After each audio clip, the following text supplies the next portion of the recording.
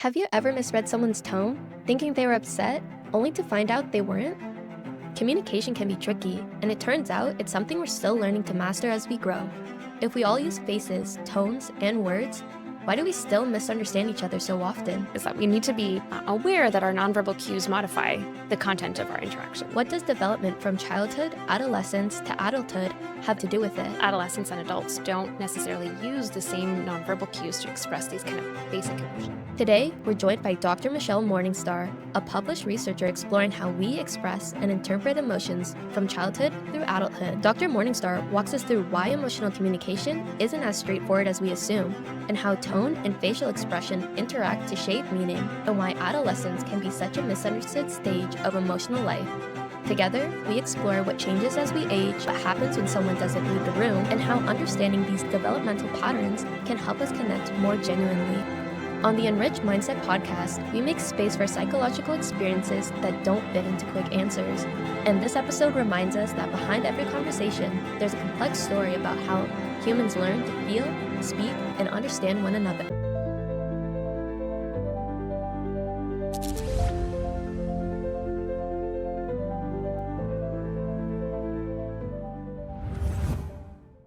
Hello, everyone, and welcome back to the Enriched Mindset Podcast. My name's Emilia, and I'm one of the co-founders of the podcast, and I'm also a third-year psychology, neuroscience, and behavior student at McMaster University, and I have my co-host here, Cameryn. Hi, everyone. So as Emilia mentioned, my name is Cameryn. I'm currently a co-op student at the University of Waterloo, majoring in psychology, and then I'm doing a minor in human resources management as well. Awesome. We are so fortunate and grateful to have Dr. Morningstar joining us here today. Dr. Morningstar is an assistant professor at Queen's University with expertise in the development of emotional communication and social cognition from childhood to adulthood. Dr. Morningstar is the director of the Development of Social and Emotional Communication Lab, focusing on how youth adapt the ability to understand and express emotions nonverbally. On behalf of our team, thank you so much for joining us. We really do appreciate you taking the time to share your expertise. Before we begin, we have this tradition where we like to start on a lighter note and begin with a psychology-themed dad joke. Perfect. Let's hear it. So, what happens when Lady Gaga plays cards with the social cues researcher? Gosh, I don't know. What happens? No one reads the cards, they just poke her face. Yeah. No. Okay, I have one more for you. So a man loses his job at the mint factory. From a psychological perspective, how does his wife respond? I don't know. She goes absolutely menthol. Good ones. Yeah. Thank you. Yeah, we try. With our laughs out of the way, I just want to say that we both find your work to be particularly fascinating. So if you're able to, could you take us back to the beginning? What first sparked your interest in psychology, and at what point did you realize this could be your career path? Yeah, this is such a great question. I love thinking back about what got me started here. And it really goes all the way back to when I was a little kid, thinking about what I wanted to do. At first, I wanted to be a teacher. I was really into the idea of education. Mm-hmm. My poor sibling had to play student while I played teacher a lot when we were younger. And as I grew older, I got into reading and writing, and I decided I wanted to be a writer. I loved the process of writing. And then when I started getting into high school, I noticed that I really enjoyed spending time with people, trying to help them through difficult situations. People would come to me with things that were going on in their life, and I really enjoyed being able to be that presence for them to help them through that situation. So I decided I'm going to be a psychologist. That's what I'm going to do. And my career took a couple different turns on the way here, but I always think it's really interesting to think about how actually my job involves all three things. I'm an educator. I do a lot of writing for my job, especially in terms of communicating the results of our research. And I'm a psychologist. I don't practice clinical psychology anymore, even though that's my background, but I still do the psychological research that I found a lot of passion for as I started in graduate school, and even before that in undergraduate, during my degree, being involved in research studies, just finding seeing a lot of passion there. So it kind of tickles me a little bit, right? To say like, all the things I wanted to be as a kid, that's what I do now. What a privilege it's been. That's really amazing to hear. So you went to McGill for your undergrad and then your PhD as well. So can you kind of walk us through that? What was that like?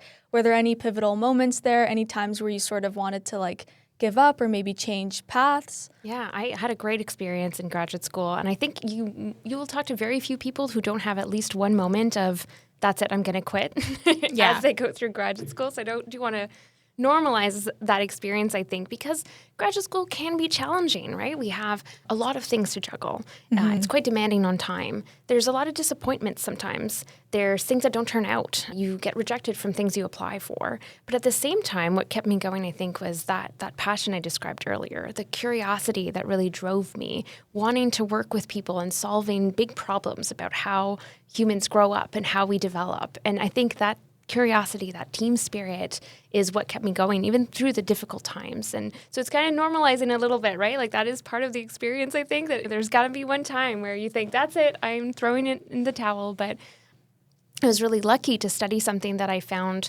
had so much space to grow in. I remember being a graduate student and having these discussions with my supervisor about, surely we know something about how teens understand other people's tone of voices, like other peers' tone of voices. Surely we know something about that. And going to the literature and finding we don't. We actually don't. There's not a study on this yet. And having that kind of potential to open up our understanding of this field was so exciting to me. And really that passion has continued to grow as I've continued in the field. That's awesome. You kind of already began to answer our next question by mentioning your supervisor. Yeah. But were there any mentors or research experiences or like aha moments that made you get into like development and social cognition? Yeah, absolutely. I mean, shout out to my mentors. They were absolutely fantastic. Every single one of my mentors from undergraduate, I worked with Dr. Carolyn Palmer, I worked with Dr. Melanie Dirks at McGill and as a graduate student, and Dr. Eric Nelson in my postdoc. I just want to shout them out. They were just incredible in stoking that passion, right? Looking with me at what do we want to understand? What are we trying to solve as a problem? And I kind of touched on it a little bit, but this was one of the big moments for me of realizing, wow, we don't know these basic things about how these skills develop, these emotional communication skills that I'm interested in. How do they develop? We have very limited knowledge about this and feeling this kind of call to say, well, we can find that out, right? We can try to learn more about this. And I think one of the more pivotal moments in graduate school was that realization because I was a clinical psychology student. A lot of our work, we were thinking about it in terms of a psychopathology lens, not just our work. I think like the field in general takes that approach about particularly the adolescent years, but a lot of developmental psychology has that kind of like clinical bent where we see things as pathological.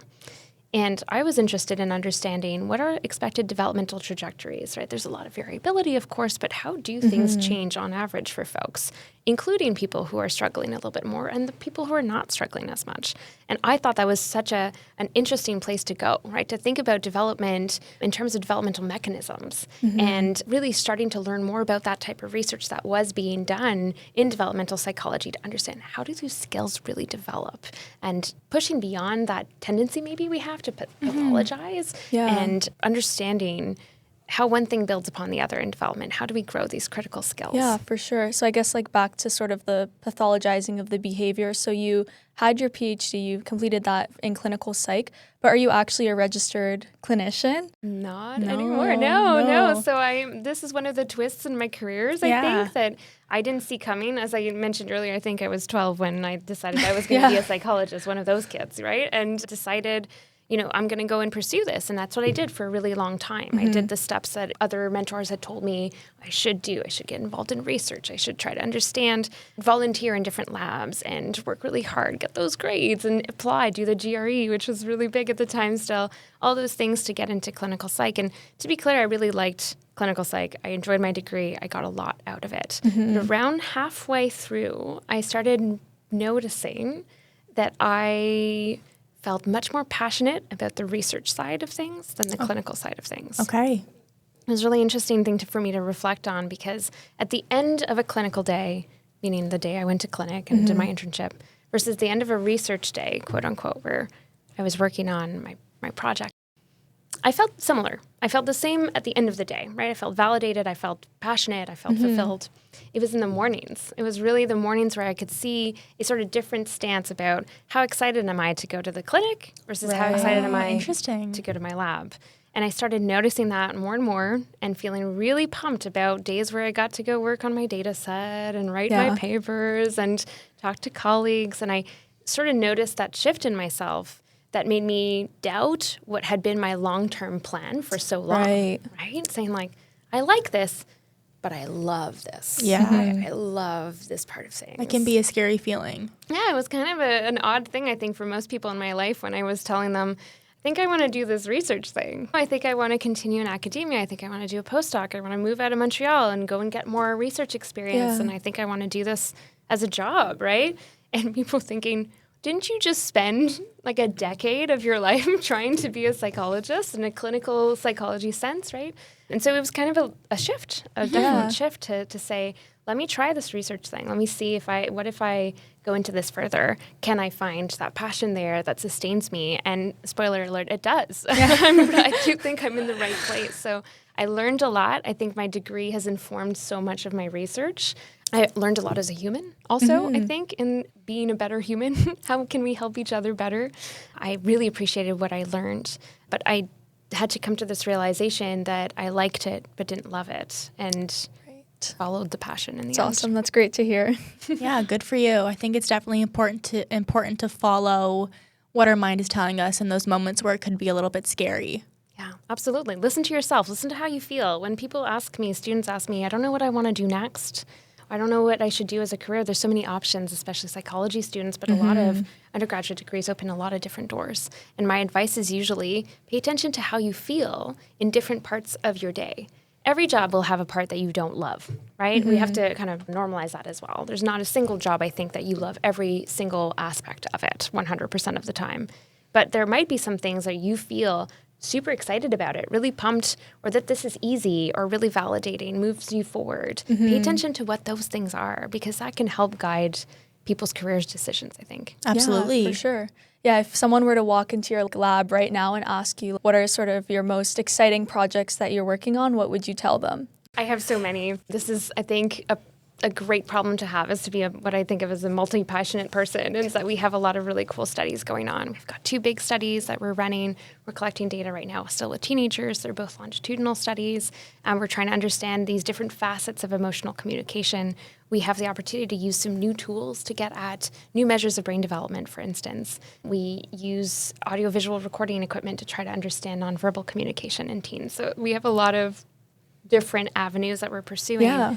But that's the most fun thing is we're on the cusp of being able to answer the questions that we have. We're almost done data collection. That's awesome. Oh, that's exciting. The best part is coming out. Speaking of emotional communication, I think people often don't grasp entirely what emotional communication is and that it might just be facial expressions, but your work shows that the picture is a lot bigger than that. And how would you define emotional communication? That's a great question. I think our definition includes 2 components to it. We really think of emotional communication as a dyadic process, meaning it involves both people that are communicating with one another. So emotional communication first involves the person who is conveying a message, right? They're conveying a message with the speech content. What we say is important, but also how we say it is also important, right? Am I saying something with a lot of excitement, with a smile on my face, or am I saying something with a frown? Am I modulating my tone of voice down?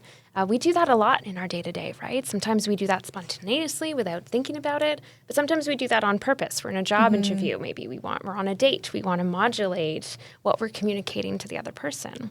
And then on the flip side, you have the person who's receiving that message and interpreting those cues from that person.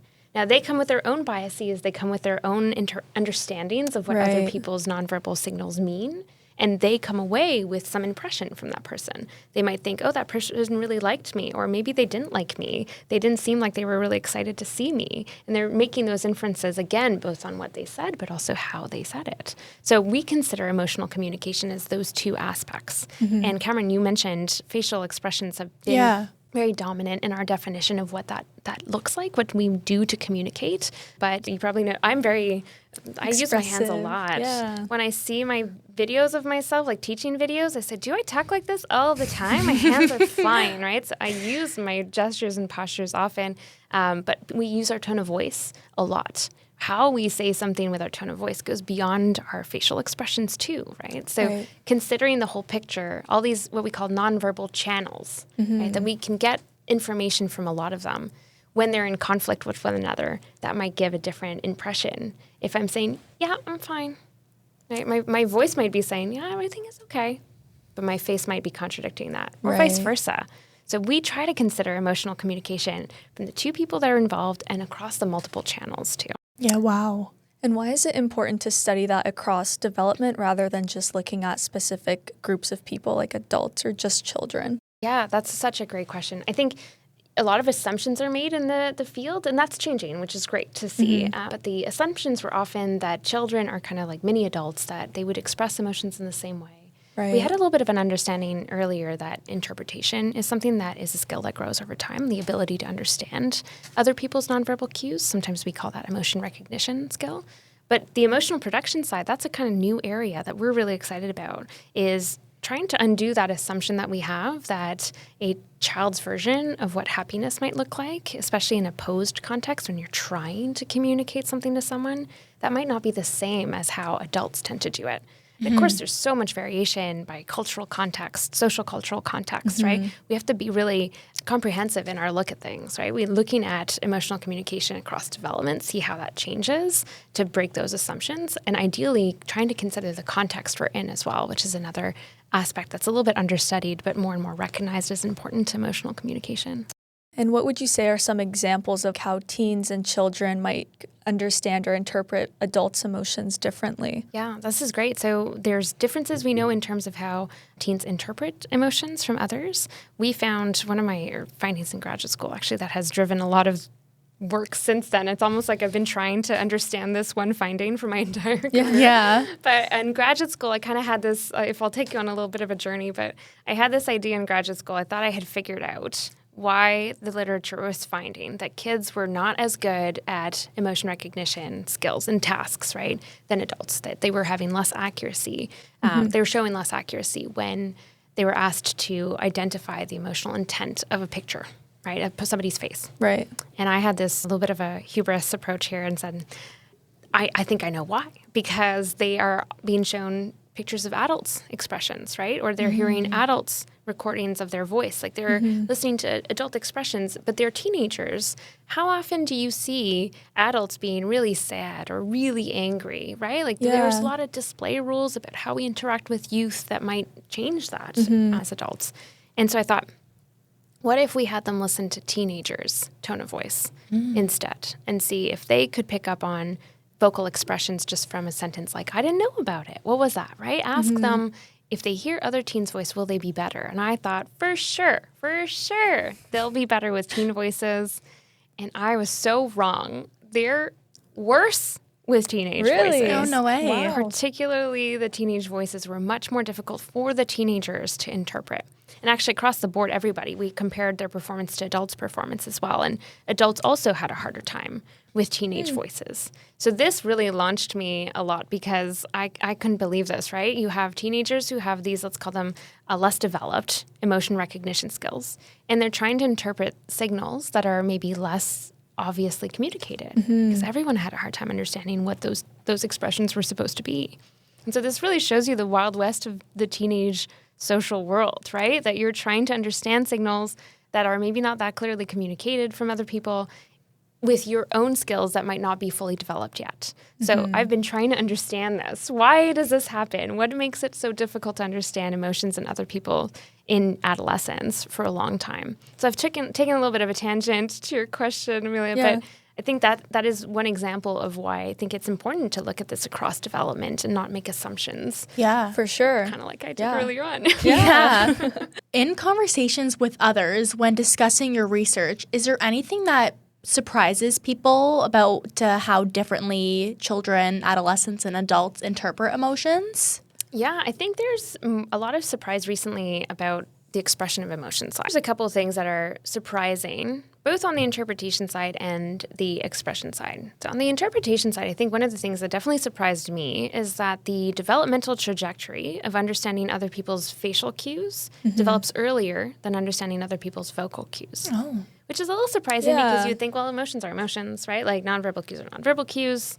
Why would these two things develop at different rates across developments? That's one surprising thing that makes us think those different channels we were talking about earlier, they're not equally easy to understand. Right. And there might be different developmental trajectories for being able to understand those in other people. So what that means for us is that teens might be better able to understand facial expressions, but still struggle to understand vocal expressions and tone of voice. Right? So you might need to be more explicit, perhaps, when discussing emotional experiences with teens, right?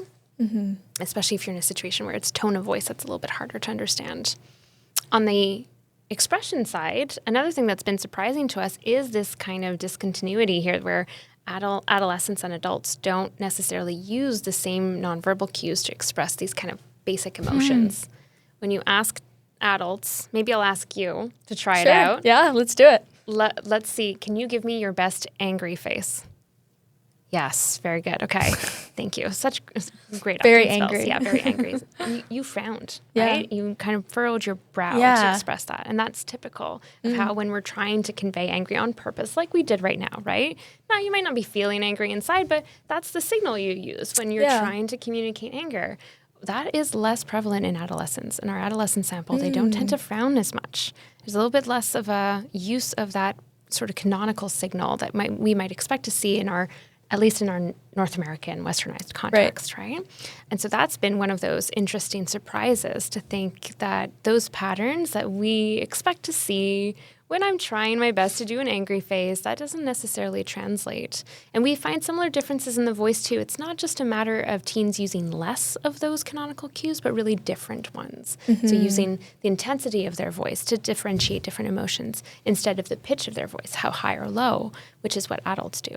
So that's been really surprising to us too, and we're trying to understand that a little bit more. Yeah. What is driving those differences? For sure. That's really fascinating. So I guess like teenagers, going back to that like angry face example, do they give more of a side-eye, like, snarky kind of look instead, or what does that look like? To my adult eyes, it looks a little like sassy. Like to a me, little sassy. Right? There's a little bit of a like movement to the side. There's a little bit more of a like using of the mouth instead of the frown. And it's not that nobody uses a frown, of course, but it's less prevalent in that sample on average, the teenage sample. Yeah. Very, very interesting. Does that sort of tie into, I know you do a lot of work with the hostile attribution bias. Does that have anything to do with that at all?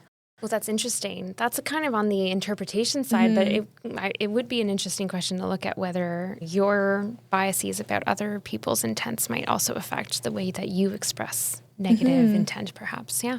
Okay.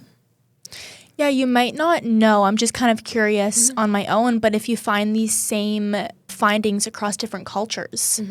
Yeah, I this is one of my big priorities in the next couple of years is trying to look at how generalizable these findings are. Right now, we are mostly informed by our westernized, modern, North American, Eastern Canadian context, right? Where that can really change across different groups. So there's a big debate about how universal the expression and interpretation of emotions is, right? Yeah. And I think that the more sort of extreme versions of earlier theorists have been a little bit nuanced in more recent takes, right? We know there's a ton of variability in how people use nonverbal cues to communicate a given emotional intent. There's a lot of just anger. Anger itself. Is it cold anger? Is it hot anger? It could be it could be influenced by somebody's age, somebody's gender or sex, somebody's social cultural background, their personality traits even might influence how they produce, quote unquote, an expression of anger. So we know there's a lot of variability there. Yeah. And we have indication from the research that sort of template doesn't apply across the board to everybody. And that's something that I think would be important to look at in conjunction with development. Like usually those are two separate fields that don't really talk to each other. But how do we learn this nonverbal signals of our culture? That's an open question. Where does that learning come from? So that's a big sort of future direction. Yeah, for sure. I guess just going back a little bit to the teenagers and potentially like misreading people's facial expressions, do you have any tips for our audience about how we can sort of be a little bit more mindful about that? It's hard to give hard, solid advice, I guess. Yeah. But I think what that tells us or highlights for us is that using nonverbal cues alone is sometimes not sufficient.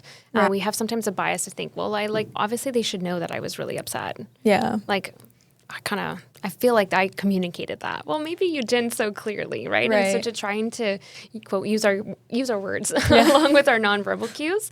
And the other thing I think this brings to mind is that we need to be aware that our nonverbal cues modify the content of our interactions, so that the way you say something might not be aligned with what you're saying or what you're trying to communicate. Right. So I think just thinking about how both those things work together and can interact in our interactions can help us maybe understand them a little bit more. Yeah, I read one of your studies looking at major depressive disorder for mothers and then how the prosody of their voices changes in comparison to mothers without major depressive disorder. Yeah. Can you sort of talk about the changes in, I guess, pitch and prosody and how that impact people's perception?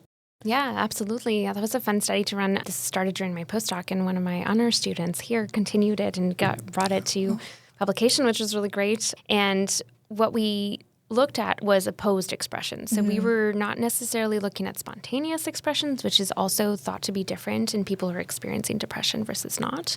But we were looking at, okay, when you have to communicate a specific emotion, does the recent history of maternal major depression have an impact on how that's done? So we asked a group of mothers to express happiness, neutral, and anger. And we used these sentences that were things that would be common in talking to children, right? So we were interested a little bit in that emotional socialization pathway that could be a little bit different in folks where there's a presence of depression early in a child's life, right?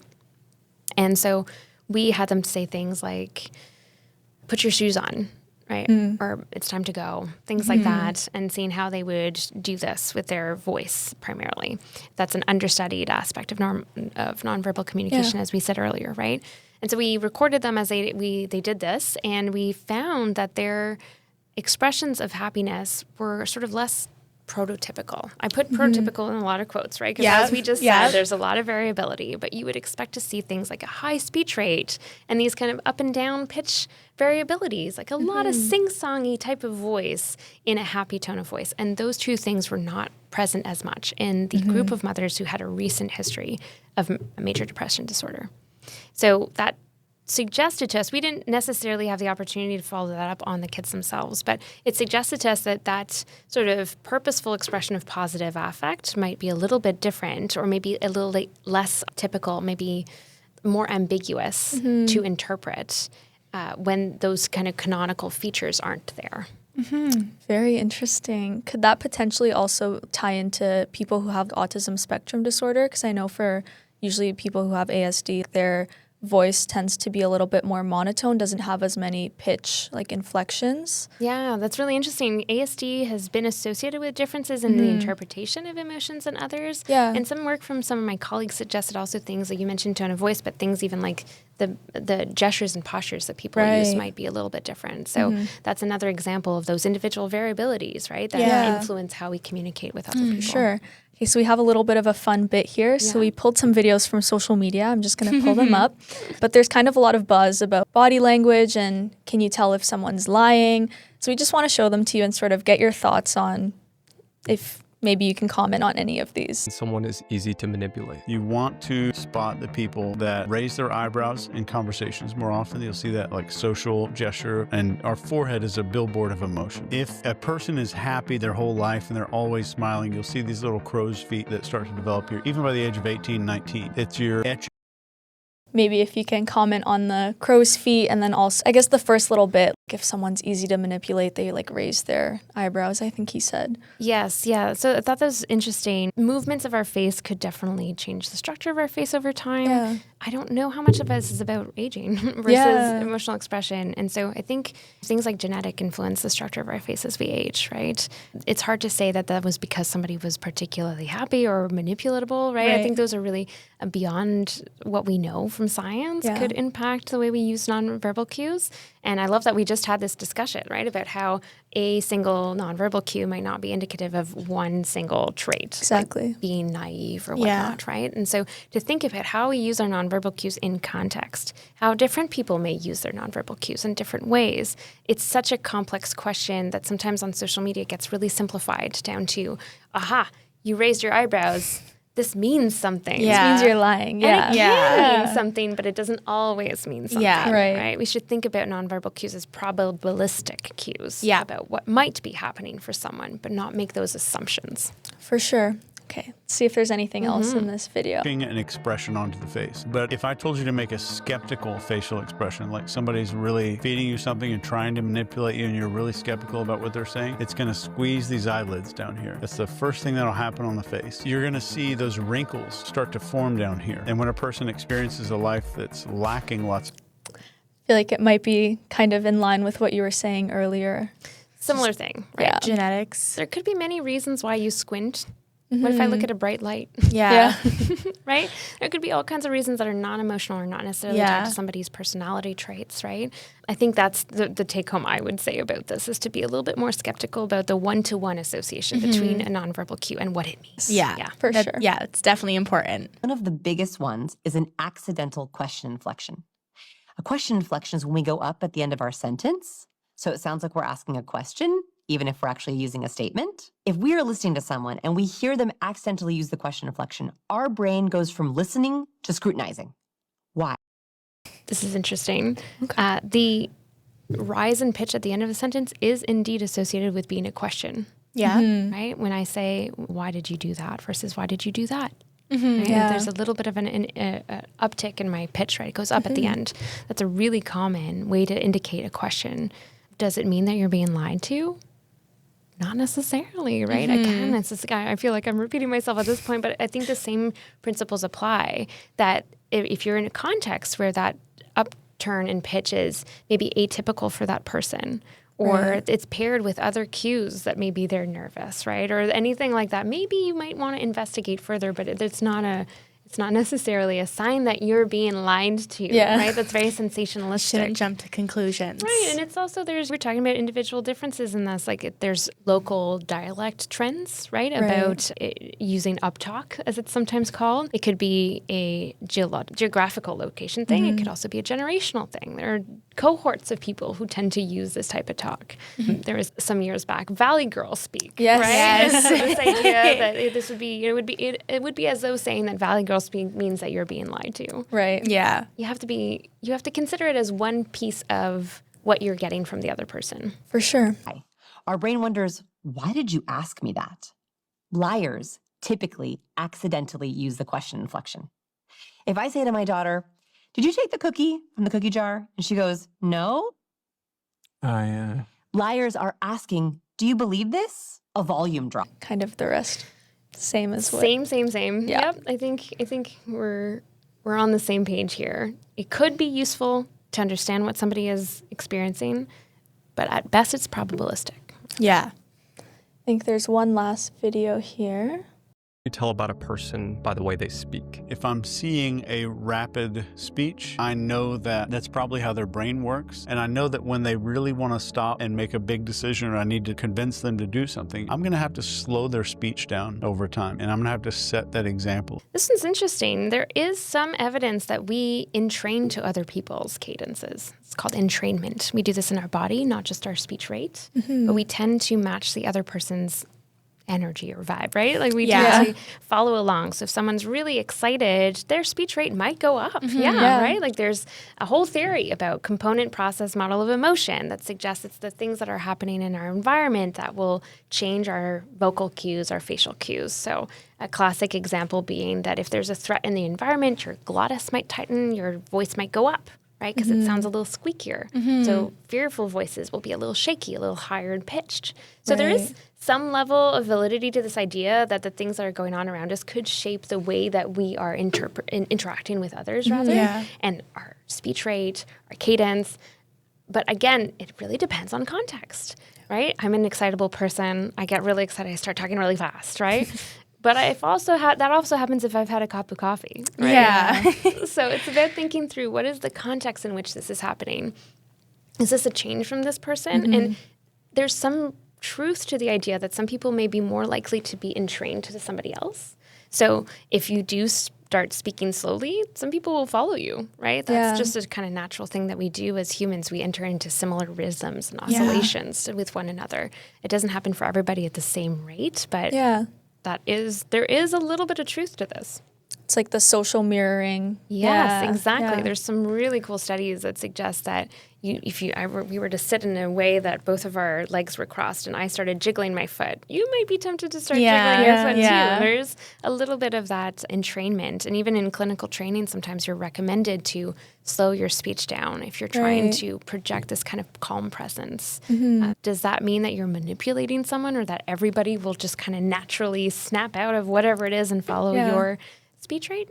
Probably not. Of talking slower throughout a conversation so that they start mirroring that behavior a little bit and they start seeing that there's physical permission in front of them to start speaking a little bit slower. Why do you think that like social mirroring actually happens in the first place? There's a lot of theories about this. It's possible that this is one way to get cohesion between people, is to be on a similar rhythm. I think the turn of phrase that gives a permission to do so is maybe a little bit outside of what we know is supported by these theories. But this idea that we do tend to get into similar rhythms as the people around us, there is some truth to that. Yeah. Okay, cool. Yeah, I think that's all of the videos that we have. Yeah, thank you. Wonderful. How can students and the public more broadly become better critical consumers of content such as what we just showed where it might not be entirely true? Yes, that's such a good question. And it's a hard question to answer because a lot of the things that capture our attention are really spiffy. I think sometimes in my lab we call it sexy. Right? Yes. We're like, that sounds really interesting and easy to understand. And there's something so appealing to the idea that we would be able to look at somebody's face and tell that they're lying to us. We love that idea, but it's often really simplistic. And I think that's the sort of healthy dose of skepticism that I encourage in people, is to think like how many things in life are really that straightforward, right? It's almost a little bit too easy. It's almost a little too easy. If we were only able to do, every time you look up to the left, you're lying, then no one would be able to lie to each other, right? So I think thinking about these things as potential parts of the puzzle maybe, and considering that maybe there's a little bit of truth to that, but to think about context, individual differences, the complexity of social communication and everything that goes into it, and maybe being a little skeptical of solutions that are meant to be sort of a one-size-fits-all. Yeah. We know that's not how humans work. There's nothing that's one-size-fits-all, right? So having that same approach to these kinds of really enticing ideas about nonverbal cues, I think, is my best advice. Awesome. Yeah, so I think we might switch over a little bit into the more financial side, because at Enriched Mindset, we focus on the psychology of money quite a bit as well. So we're curious, how did financial considerations influence decisions like grad school, early career opportunities, or the path that you ultimately chose? This is a great question. I think this is so different for everybody, right? That it is such an important consideration when deciding your career path. Of course, there are financial considerations to take into account. I was in a very fortunate place that I received Tri-Council funding during graduate school. I received grants, entrance scholarships, things like that really supported my path here. And so I think one of the things that I think academics can do is continue lobbying for the importance of providing those pathways, those grants, those scholarships, continuing the science advocacy work that has been done to increase the amount of Tri-Council funding, which until last year was the exact same amount as when I was a graduate student. Wow. More than 10 years ago. So doing that type of thing, I think, will allow us to make this a viable path for more people. And I realized that was a very privileged position that I was in, right, to be able to continue following this passion because I had support from these various sources of funding to continue that. So it's never lose sight of how lucky I was to be able to do that. And I think that we can't forget about all the reasons why somebody might not choose to pursue science, academia, things like that. And what can we do to make that path more accessible and easier for people to take, for a larger number of people to take? Yeah. What advice would you give to students who might be sort of worrying about their finances or having anxiety about going through grad school and paying for everything? Yeah, it's definitely a tricky thing. I think this has been an increasing concern for people as cost of living has gone up. And as we just mentioned, stipends from grants have not necessarily gone up either, right? Yeah. So I think that gap is becoming larger and more of a concern for people. And it also varies on where you're living, where you're going to school, right? Yeah. Cost of living differences. My best advice is if somebody is struggling with this and they're in grad school and they're trying to make ends meet, is to talk to their supervisor. Yeah. It's really kind of hopefully feel open enough to mention these difficulties. Sometimes there can be supports that people might not be aware of. Are there ways that that financial burden can be reduced? Sometimes there are some things that your supervisor can help explore. And so I think having people in your corner is helpful. And I think that's one of the things that supervisors can do also, is being aware of the challenges that the financial demands place on graduate students. Yeah, absolutely. Now, beyond supervisors, do you think universities can or should do more when it comes to training and admitting clinical psychology students? Yeah, I think there's a huge need, right, for training more people in clinical psychology and having the training to support people through really complex issues that they might be facing. And so I always advocate, I think, for our ability to take on more students. Yeah. It's limited by the resources that we have, right? And when we are faced with cuts to funding in education sectors, this is another place where that gets squeezed, right? That we don't have all the resources that we would need to provide a living wage stipend for people to do this training. And that's constantly under attack, right? I'm going to get heated because this is something that's it's constantly under attack. Our ability to provide high quality training to students, our ability to give stipends to a large amount of students, various sources clawing back funding that used to exist and allotting it to different things, or just removing it overall in a time of budget crises and cuts, right? And so I think it is important for us to do that so that we can train a workforce that is able to meet the needs, the mental health needs that our population has. For sure. Yeah. Yeah, I think even kind of on that base, there's a lot of changes right now being proposed by the college, as you may know. Sort of, what are your thoughts on that? I think there's so much debate going on about this topic right now. Yeah, I am in the camp that is very worried about these changes. Yeah. I'm not a registered clinician, as I mentioned earlier, but I've been through the training, and I know that it takes a long time to feel like you have the tools to help other people in a way that does not accidentally harm them. Yeah. Yeah. Because that is something I think is not often talked about until you have that training, until you see the times where an intervention could subtly go wrong. I don't think a lot of people are out there wanting to do harm, right? I don't think trainees or psychologists have that intent in mind in most cases, the vast majority of cases. Yeah. But you learn as you go through training how the subtle things that you do could reinforce some biases that people may have, could reinforce some negative beliefs that they have about themselves, and without meaning to do that, right? So I think that the training I received is long for a reason. Yeah. It was 6 years before I felt comfortable to do this on my own. It wasn't until internship that I started to be like, okay, I have a sense of what to do, right? And so I'm concerned that reducing the requirements for training to a much shorter period will not allow people to develop that confidence that they need in being able to provide those services in a way that is not only empathetic, but also effective and reduces the risk of harm to the public. Yeah. For sure. It's interesting that you mentioned you're in the camp of people that are concerned, because I think I think the majority of people are concerned. My previous professor was very passionate about this topic, so she kind of kept us updated over the Christmas break. And there was a time period where the public could vote, and 98% of the public voted against it. So I think it's very interesting that this has come this far, and this is how it's turned out. Yeah, I agree with you. I think on the one, I'm empathetic to the need for more clinicians. I think there's a kernel of that was driving us as well, right? Is how can we reduce barriers to access to this profession? So I'm empathetic to that idea that we need to do something.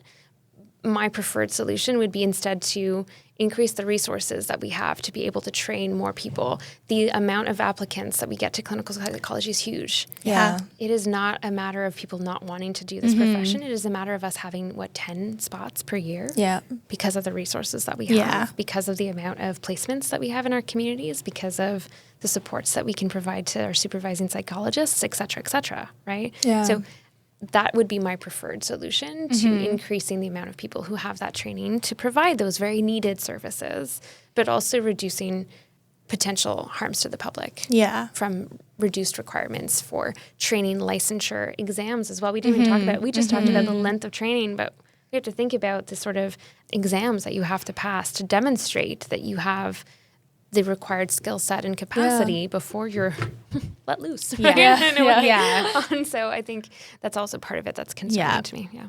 Yeah, for sure. Well, thank you so much again for coming on the Thank podcast, you. sharing all of your insights, your journey, your thoughts on all of the proposed changes. So I guess just kind of as an ending question, if our listeners are curious about where to find you, how can they do that? Absolutely. Yeah. Thank you so much. This has been such a fun conversation to have. We're really, really happy that we got to do this. Yeah. Where can you find us? Well, my lab is on all the social media channels you can think of. Yeah. We're under DSEC Lab, DSEC Lab. We're on LinkedIn. We are on Instagram, Facebook. I myself am under Prof Morningstar at Blue Sky, LinkedIn. Amazing. Thank you. Thank you so much. Thank you so much.